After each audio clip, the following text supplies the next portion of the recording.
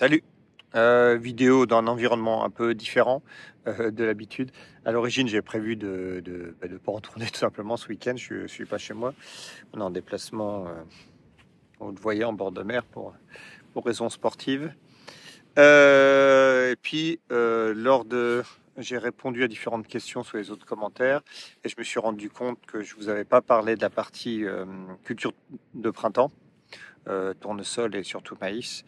Donc là, je peux le faire là. J'essaierai dans le montage de mettre. J'ai dû emmener ce qu'il faut pour faire le montage. Et puis en même temps, vous parler un peu des rencontres physiques. Allez, c'est parti. Donc le but, c'est de faire un point sur maïs, maïs tournesol principalement. Donc pour rappel, c'est des cultures qui avaient pu être semées en conditions, on va dire correctes au niveau de ressuyage des sols, mais surtout en termes de date, on a pu semer ça. De mémoire, le maïs, ça devait être autour du 17 avril, et le tournesol, ça devait être la semaine suivante, peut-être autour du 21-22. Donc les dates précoces m'ont permis de ne pas trop me retrouver trop tard en date de récolte. La première parcelle de maïs, j'ai dû la récolter, c'était il y a un mois peut-être, et l'autre il y a 10 jours, 15 jours après. Donc ouais, il y a bien plus d'un mois pour la première. Pour rappel, on est en Charente. Donc au niveau indice de précocité, j'ai semé du 350 à peu près. Alors d'habitude, on peut quasiment ramasser ça fin septembre, début octobre. Là, on avait décalé un peu, quoique non, même pas pour la première parcelle. Ça avait été ramassé à 24 d'humidité, et donc c'était correct. J'ai basculé sur le tournesol parce j'ai plus à dire pour le maïs que pour le tournesol. Le tournesol, l'élevé avait été un peu compliqué, beaucoup de surveillance limaces, pas mal, un peu de dégâts, plus on s'était pris énormément d'eau après les semis de maïs et tournesol. On avait cumulé 250 mm en pas longtemps après. Le maïs a beaucoup mieux supporté que le tournesol. Le tournesol, j'avais ressemé quelques petites zones. C'était plutôt pour être en accord avec l'assurance récolte. Voilà, donc au final, ces zones, d'ailleurs, je les ai même pas ramassées à la fin puisqu'ils étaient verts et j'allais pas vouloir revenir pour à peine un hectare par-ci par-là. Voilà. Donc le tournesol, c'est ce que j'ai dû le ramasser il y a peut-être à peu près 3 semaines, autour des 12 d'humidité. Ça n'a pas du tout fait de miracle, c'est la pire année en rendement. On finit autour des 12 quintaux à peu près, donc c'est vraiment pas super. Bon, l'assurance récolte va combler la différence, donc on va dire c'est pas une perte énorme. Il n'y avait pas de très grande surface, il n'y avait que 12 hectares en 4 parcelles. Voilà, à voir. Je pense que dans l'assolement, pour l'instant, il n'y en a pas de prévu l'année prochaine. L'avantage du tournesol, par contre, c'est que, alors c'est pénible au semis et en conditions climatiques pour la moisson, mais par contre, pour faire du blé en direct derrière, c'est super pour commencer. C'est le meilleur précédent, on va dire, le plus facile pour apprendre à commencer à semer en direct parce qu'il n'y a pas de résidus, le sol se réchauffe vite. Après, voilà, pour la parenthèse tournesol, j'ai pas grand chose d'autre à dire. Vous avez vu, il était pas très sale, c'est l'avantage. Encore qu'il y a comme il y avait certaines parcelles qui étaient avant en bio, sont en cours de nettoyage chardon, régras, ambroisie. Je vais plutôt vous parler du maïs, parce que c'est ce qui m'intéresse le plus et qui va dicter un peu l'itinéraire technique de l'année prochaine, et c'est déjà en cours avec les couverts qui sont en place. Donc le but du maïs, c'était d'arriver à le refaire rentrer dans le seulement en mode économique, c'est-à-dire avec des niveaux de charge très faibles. Donc on vise pas des gros rendements, puisque de toute façon on a des potentiels en culture de printemps sec qui sont très faibles. On a peut-être 40-60 mm de réserve utile. Donc historiquement avant, sur les anciens itinéraires avec des semis un peu trop denses, pas forcément tout adapté, on pouvait descendre à 35 quintaux, 36 quintaux, les années où le tournesol faisait 14. 15 à peu près. Là, le but, c'est de travailler de travailler au maximum les densités, répartition, variété, et surtout la partie charge opérationnelle et frais de semis niveau mécanique. Donc, pas de travail du sol en plein, donc soit strip till, soit semi-direct. Et pour la partie charge opérationnelle, chercher le programme. Putain, il y a beaucoup de vent. Excusez-moi, je reprends. J'essaie de trouver un endroit sans vent, au milieu des dunes. Je sais plus où j'en étais, je m'excuse. La partie charge opérationnelle. On cherche à travailler la partie, à essayer de produire du maïs où on cherche pas forcément des gros où il n'y a pas de nécessité de sortir des gros tonnages hectares. D'ailleurs, souvent vis-à-vis également du taux d'humidité, puisque sortir des gros tonnages, si derrière on se prend des gros frais de séchage derrière, ça vient vite renier la marge aussi. Donc le but, c'est d'arriver à là autour des 50 quintaux quasiment, à avoir quasiment la même marge qu'un blé, nous autour des 55 quintaux. Donc le but, c'est d'arriver donc à tomber sous les 300 € de charge opérationnelle pour une culture comme le maïs et une marge. Quand je dis la marge finale, c'est la marge où je retire les charges opérationnelles et les frais d'intervention mécanique inhérents à la culture, donc semis, moisson, pulvé, ce genre de choses. Donc on doit, de mémoire, on doit être autour, j'essaierai d'afficher autour des 400. Je passe la barrière des 400, entre 400 et 460 € pour être en comparaison avec le blé. Donc le but, c'est de travailler la partie herbige. J'ai essayé différentes modalités l'année dernière sur les parcelles, des bandes. À mon avis, on peut descendre vraiment assez bas. C'était très très propre. Donc on peut baisser les coûts et les doses, faire des petites triplettes plutôt avec différentes matières actives avec des doses assez basses, mais bien passer au stade plantule. On a la capacité d'intervenir sans souci. Et le plus gros poste où on va pouvoir économiser, ça va être sur la partie fertile, puisque de toute façon, pour faire 50 quintaux en maïs, on n'a pas besoin de grosses fertiles. On est en plein dans les pics de minéralisation naturelle du sol.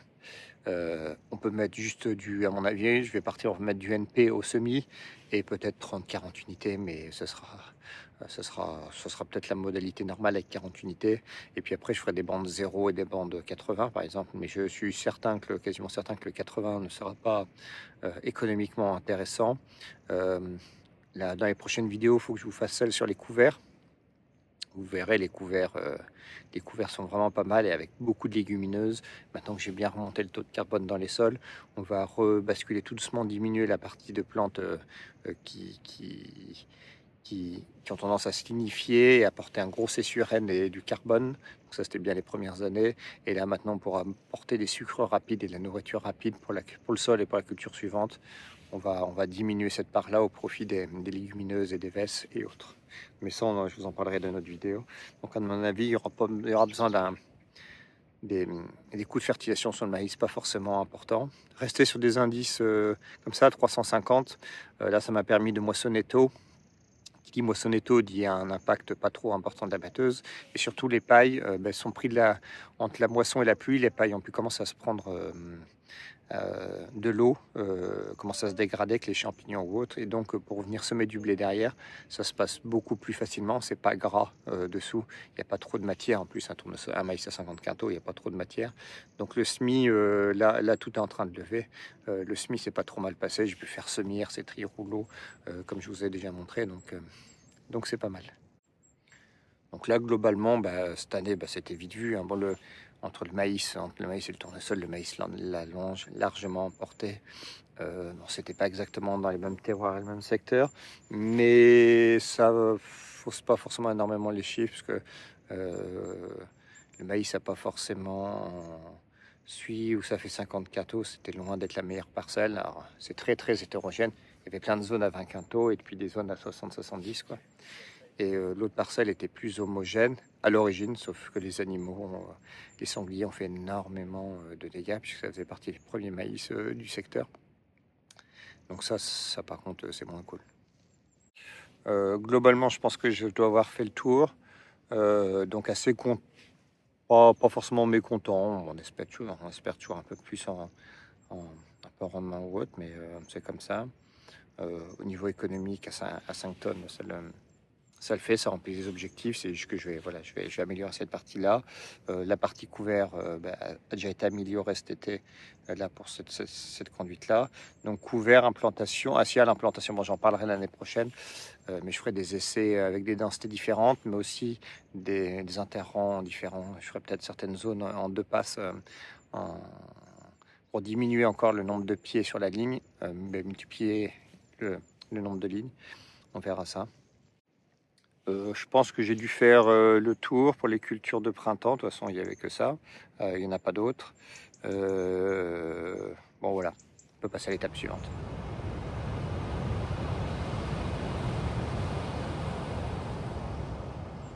Alors, l'autre étape, là, on va arriver en cycle un peu en mode hiver.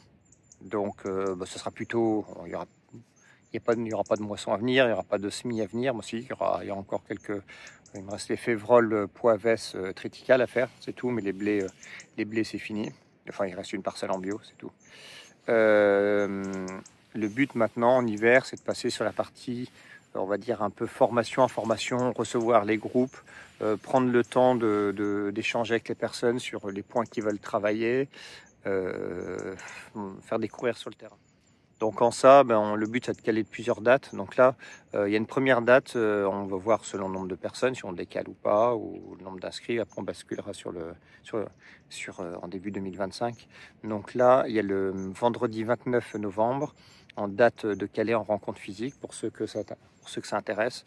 Donc le but, c'est sur une journée complète. On prend le temps d'échanger un peu en salle, autour d'un café, croissant, chocolatine, il n'y a pas de pain au chocolat chez nous. On échange un peu sur la partie, c'est-à-dire un peu théorique, expliquer un peu la trame, l'état du début, d'exploitation des terres, comment on a opéré la transition, les points de vigilance qu'on a mis, ce qu'on a mis en place, les indicateurs économiques et sol, expliquer la rotation, tout ça. Donc le but c'est de faire à peu près une heure et demie. On fait la partie théorique, on va dire, en salle.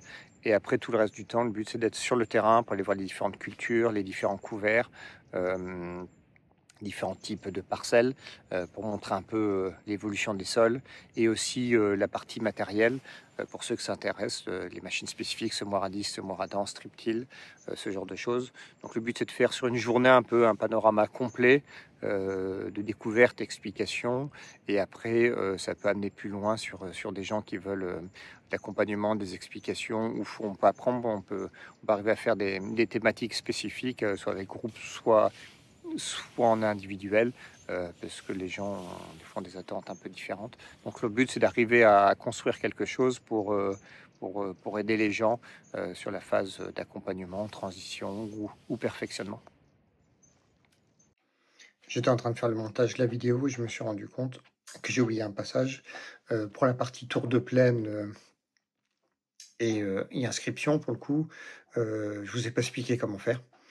Donc là, il va y avoir un lien qui va apparaître là, ou qui sera dans le lien de description de la vidéo, au milieu de la page, donc directement sur la page principale du site. Vous verrez, il y a directement un endroit où c'est écrit les prochains rendez-vous. Donc là, j'ai mis 2 dates pour la fin d'année, et après, je pense que je mettrai des dates pour le début d'année. Puis vous cliquez sur s'inscrire. Et puis voilà, c'est aussi simple que ça. Si je vois que la date est reportée, je vous tiendrai au courant.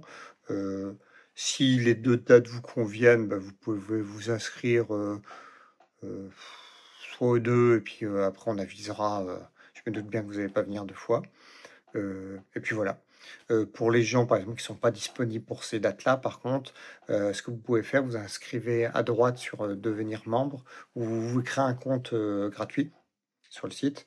Et comme ça me permet juste d'avoir vos coordonnées, adresse mail, numéro de téléphone ou autre. Et ça fait que je peux envoyer un mail ou automatiquement à l'ouverture d'une autre date. Comme ça, vous êtes tenu au courant des prochains événements. Voilà. Bon, voilà, bon, on va s'arrêter là. La vidéo n'a pas besoin d'être longue.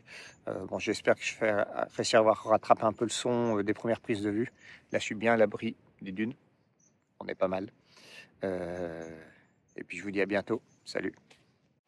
Ah, j'ai oublié. Bon semis pour ceux qui n'ont pas fini. C'est vrai que nous, on a eu de la chance en Charente. Bon, on a eu pas mal de soleil finalement.